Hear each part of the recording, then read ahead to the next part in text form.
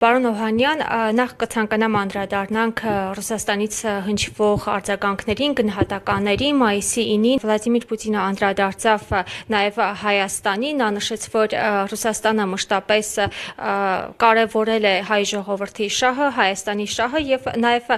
ընդգծեց, որ այս փուլում Հայաստանը հստակ պետք է որոշում կայացնի, կամ մնալու է ԵԱՏՄ-ում, կամ գնալու է դուրս է գալու եւ գնալու է ԵՄ։ Ես կխնդրեմ այս ռիսկերին անդրադառնանք, ինչ ռիսկեր է սա իր մեջ պարունակում, արդյոք Հայաստանը կարող է եւ քաղաքականությունը տանել, կամ պետք է արդեն ընտրի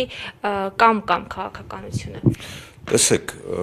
յուրաքանչյուր երկիր իր անվտանգությունն ապահովում է ազգային եւ միջազգային հարթակներում։ Ազգային հարթակը դա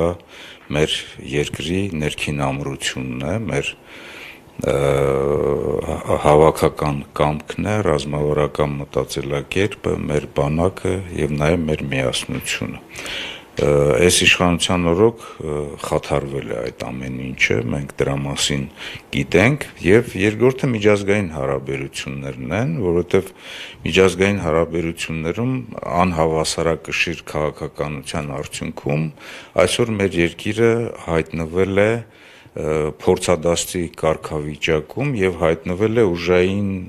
կենտրոնների բախման կետում, որովհետեւ այսօրվա իշխանությունները մեկ ԵԱՏՄ անդամ են, մեկ գնում են դեպի Եվրամիություն, այնինչ միանշանակ հասկանալի է, որ Եվրամիության համամարտկային այս ժամանակակից արժեքների կրողը նաև հայ ժողովուրդն է, եւ մենք ունեցել ենք այդպիսի քաղաքականություն, որ նախ անվտանգության առումով մեր ռազմավարական գործընկերության շրջանակներում մենք ապահովել ենք մեր անվտանգությունը, բայց ոչ ոք մեզ Հայաստանի Հանրապետությունը չի արգելել, որ մենք նաև փորձենք եվրոպական արժեքներին տիրապետել, այդ ՍԵՊԱ-ի պայմանագիրը Եվրամիության հենց այդ դրա մասին է խոսում։ Հաջորդը, այնինչ արտահայտեց Վլադիմիր Պուտինը, առաջին նա ասաց, որ որոշողը հայ ժողովուրդն է, եւ որոշողը մեկը չպետք է լինի, քանի որ եւ Արցախին վերաբերող եւ նաեւ Եվրամիության հետ կապված հարցերում առաջին հերթին Արցախին վերաբերող այսօրվա իշխանության այսպես ղեկին նստած անձնավորությունը ինքն էր չէ ասում, որ եթե հանկարծ պետք լինի Արցախի լուծման այս կամ այն տարբերակը, ապա ինքը կդիմի ժողովրդին եւ ժողովուրդը կորոշի։ Եվ երկրորդը մենք պետք է եզրակացություն անենք, որ մենք չենք կարող եւ այս աթոռին եւ այն աթոռին նստել, որովհետեւ հիմնականում ԵԱՏՄ անդամ լինելով մենք մեր տնտեսության համագործակցության հիմնական այսպես մասը ԵԱՏՄ-ի հետ կապված ենք մենք իրականացնում։ Իդեպ ասեմ, որ նախորդ իշխանությունների օրոք, հատկապես Ռոբերտ Քոչարյանի ժամանակահատվածում, մենք Եվրամիության հետ ենք ունեցել հարաբերություններ, տնտեսական հարաբերություններ, այսօր այդ տնտեսական հարաբերությունների գերակշիռ մասը ԵԱՏՄ հետ է։ Նիկոլ Փաշինյանի գլխավորությամբ։ Սա իր մեջ իհարկե սպառնալիք պարունակում է, երբ որ դու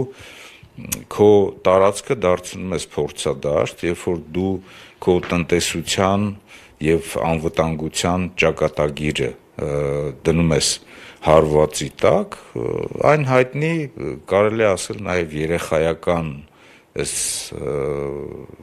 խաղերով, որ փորձը փորձանք չէ, մի հատ էլ փորձիր, այդպես չի կարելի։ Իսկ ինչքանով է իրատեսական ԵՄ գնալը, որովհետև նախանցած տարիներին ԵՄ պարբերաբար հայտարարում է, որ անդամակցությունը սառեցված է։ Սա ուղղակի թոս փչել է գործող իշխանության կողմից, իրենց քաղաքական PR-ն են անում, թե ԵՄ-ն էլ ինչ որտեղ նաև շահ ունի եւ փորձում է Հայաստանի ներքաշել, որպեսզի Հայաստանի միջոցով տարածաշրջանը օգտագործի ՌԴ-ի դեմ։ Տեսեք, նախ եւ առաջ ԵՄ-ն ինքը ներքին բավականին լուրջ խնդիրներ ունի եւ Եվրամիության եւ նաեւ միջազգային հարաբերություններում, հատկապես եւ ՆԱՏՕ-ի շրջանակներում եւ Ամերիկայի Միացյալ նահանգների Ամերիկայի Միացյալ Նահանգների հետ։ Երկրորդը Եվրամիությունում էլ մեզ չեն սպասում եւ դա հատկապես ակնհայտ երևաց այն միջոցառումների ժամանակ, որ վերջերս անցկացվեցին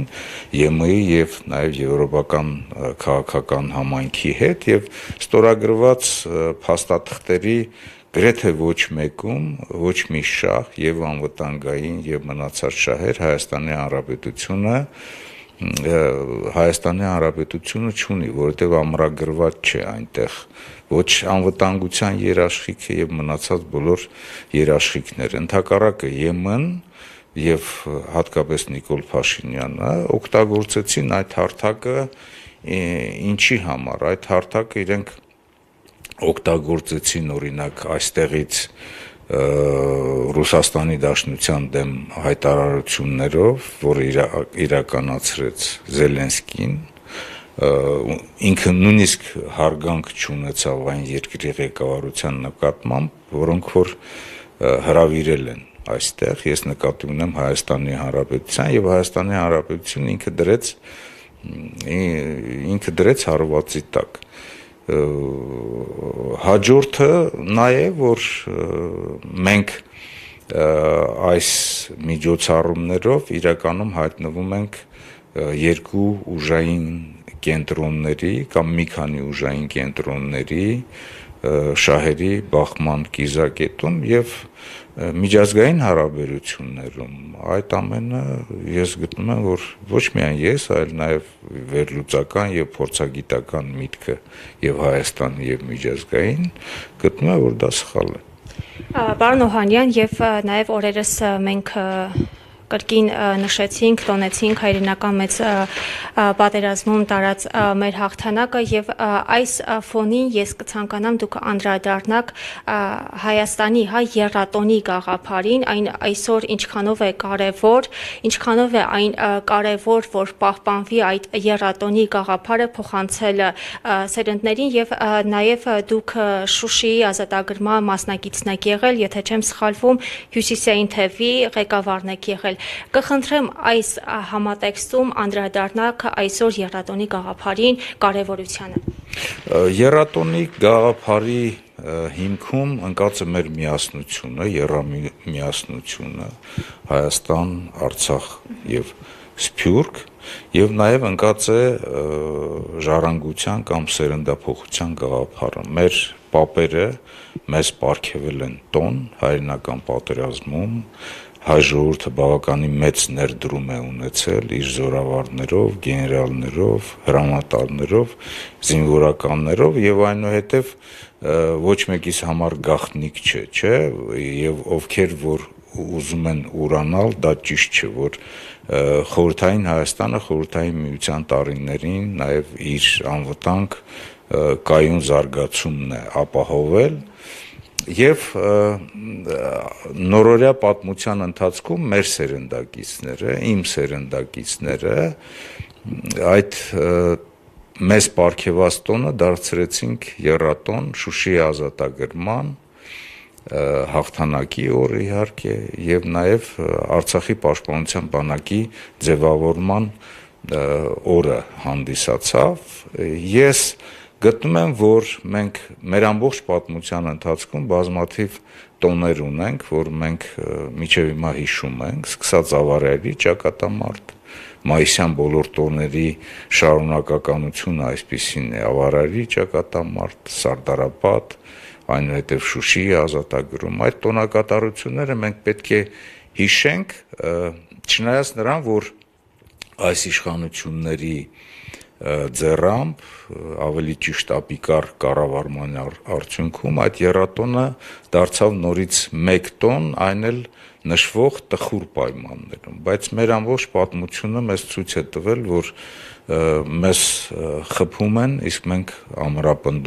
ամրապնդվում ենք, ամրանում ենք եւ կարծում եմ, որ պարտավոր ենք ծնկի եկած վիճակից բարձրանալ, ուղղել մեր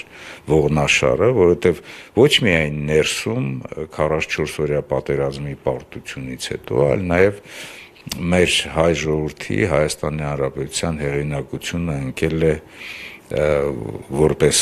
եւ սուբյեկտ տարածաշրջանում եւ նաեւ միջազգային առումով բավականին լուրջ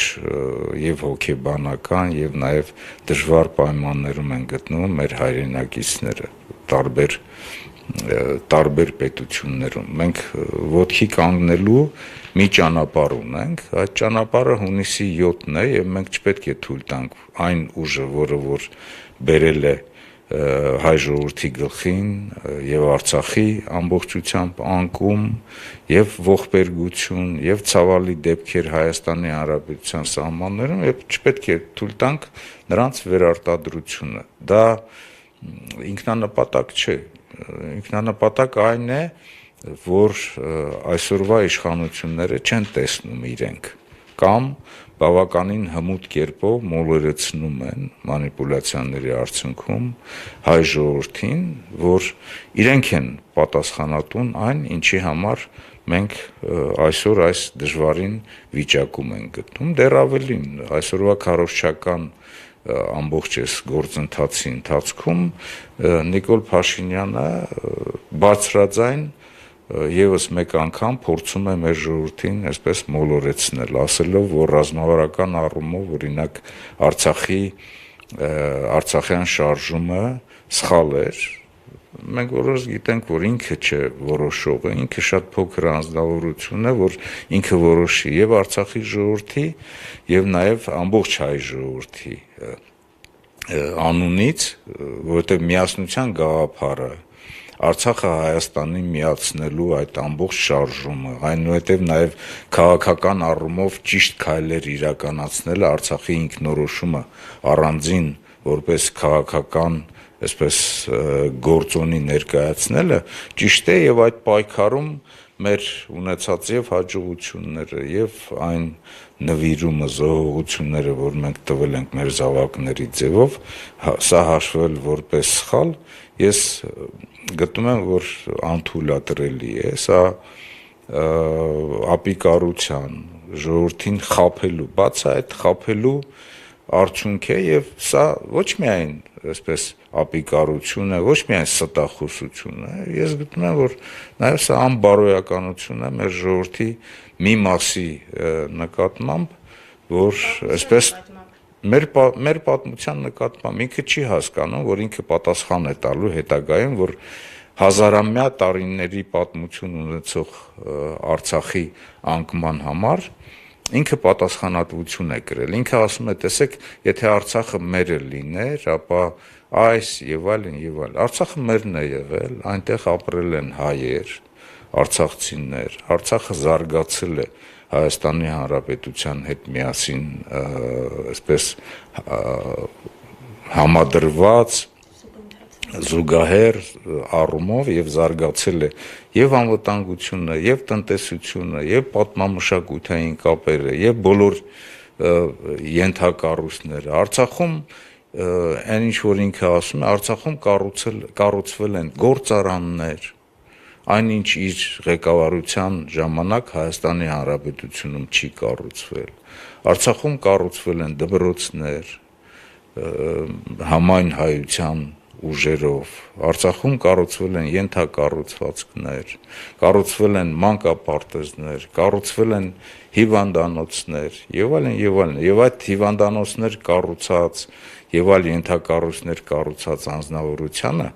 օրինակ Ռուբեն Վարդանյանի եւ Արցախի ռազմաքաղաքական ղեկավարության նաեւ ներկայությամբ, որ այսօր գտնվում են ադրբեջանական բանտերում, Հայաստանի Հանրապետության իշխանությունները մատը մատին չեն խփում նրանց աջակցելու եւ նրանց հարցը բարձրացնելու։ Տեսեք, վերջին այս եվրոպական համայնքի հետ կապված միջոցառումների ժամանակ ամենամեծ հարվածներից մեկը, որ հայ ժողովուրդը եւ Եվրամիությունը ստացավ, դա Ալիևի ելույթն էր։ Ալիևը պարզապես կարելի ասել տեսաուղերձով նաեւ վիրավորելով մեզ, լայախ չանելով անձամբ ներկա գտնվել այստեղ, հոխորտաց Եվրոպայի վրա եւ նաեւ Արցախի ղեկավարությանը անվանեց հանցագործներ, սեպարատիստներ, այստեղից ինչ հնչեց, thank you, այստեղից հնչեց thank you, եւ այստեղ Նիկոլ Փաշինյանի անձամբ պարգևատրումը Ֆրանսիայի ղեկավարության Մակրոնի կողմից եւս մեկ անգամ ցույց տվեց, որ այդ ֆրանսիական լեգիոնի շքանշանով բացառիկ խիզախության եւ բացառիկ դիվանագիտության համար իրեն պարգևատրել են Արցախը հանձնելու համար եւ ինքը եւ Հայաստանի Հանրապետության այսօրվա նախագահան, ովքեր որ պարգևատրեցին եւ նաեւ իր խմբակը դրա համար ուզեն թե չուզեն պատասխան տալու են։